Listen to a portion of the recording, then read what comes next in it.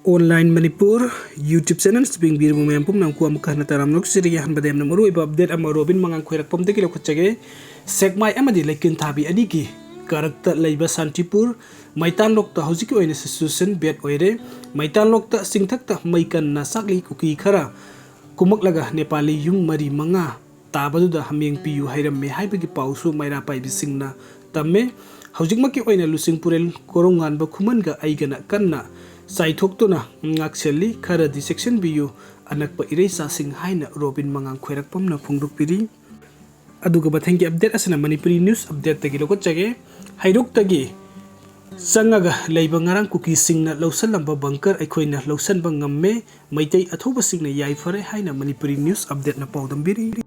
aduga mathangi update asana kangla paudagi lokot chage vote kinaka theng amasung nongmai kapa political parties and civil society organizations club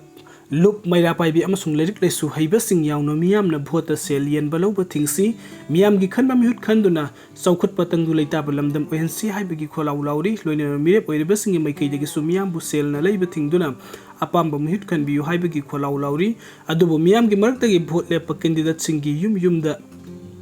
sangu chattuna nakathang sel niba amadi bibagi thabak sing leptana sathana riba asina politician siaso amadi miyam na mikal da sel lodana papamba mihut kan si haibagi kholau sing arem batale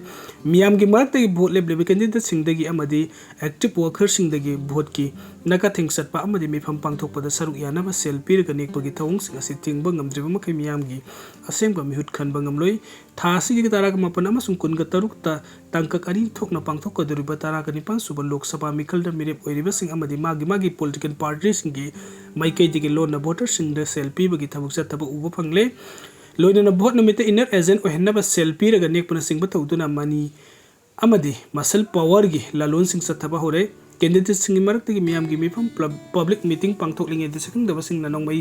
kapselek tulu mifam thugai duna voter miyam da ki akang piba amadi mafam kaya da party gi piran chingkhat pana tragana thetpa Lauthan Banatragan Lampu the Lauto I Habagi Tadok sing later Kiba Sina Pangtoka the River Taragani Suba Lok Saba Mikal Tengnari political party and the Mirep singing Mapum the Kadai Power Mari Pakamasum Yamgi the Magtakatok Pagaloina Tamu sing the Tabuk to Bidbaki Habasi Kanamatana Haibangam the Bamueri Taonga Sidi Alamanna Hainaba Kutta Mala Nakanda Suri Haibaduga Pankani Haibata Himan Batoklaroi Status Mikal Tengan Labour National Amasung Regional Political Party losing Basing Status Yapunba Saktam Nganaba Sen Midon Gipibam Pagaranduna Sokotpa Tandu Laitaba State Amo Henaba Sincerity Transparency amasung accountability laina thabuk tobo mathutai politics amasung politician haiba awang bataki fidam na pam oiriba saktam asigi maikhum ublaga asengba politician amasung lusingba sabagi thawungsa thabagi mohor asengba politician amasung lusingbu oinaba thengnar di state asigi miyam na hojik mayok na riba waba sing asi mayok naramloi miyam amadi mirep oinaba sung thorkiba sing election free and fair oinaba honasi haibu kholau asidagi khangba ngamlibadi election da free and fair oidre haibadu taksare adu oirabadi mikal da sel yenba Lobo amati saksa haisanaba things haiba tarabadi miyam gi khutalai miyam gi mafam da manaba firep lobo ngamdaba amana haiba amana tataba magi aningba amasung apamba da maning tamnabade gi apunbagi pangal sagat ngamdabani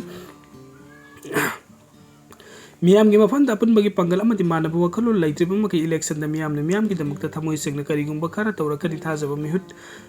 Khanba ngamdabagi wathok lerakibani mikhalgi matam sing political party amasung mire boiba sing na mani amasung masal power season aduna voter na selfie pa amati ki han khangan dana bagi thabuk sing satarak pathing na bhona bada voters sing na samana fireb lomin narbati election free and fair oi hanba ngamgani loina na voters sing mai ke degi so apam mihut khanba ngamgani phibam asi o henna bhona bada political party gi lusing basing amadi miyam punna wakhal tamin na ba mathau tai political party gi lusing basing na lainga kun gi supli paiba pamna badi nari ba amadi miyam ki Yaifhare bhona bada angam bathawna pudok na bada hidanarbadi miyam na karamba party na miyam gi damakta khwaidi gi hen na tabuk tobo party adu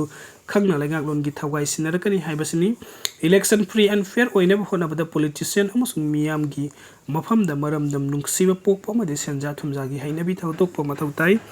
video sing bibagi damakta mayam pumnang po amakah na thagachari ano update ki damakta online manipur YouTube channel asaba nungsibi duna subscribe to bidamo thank you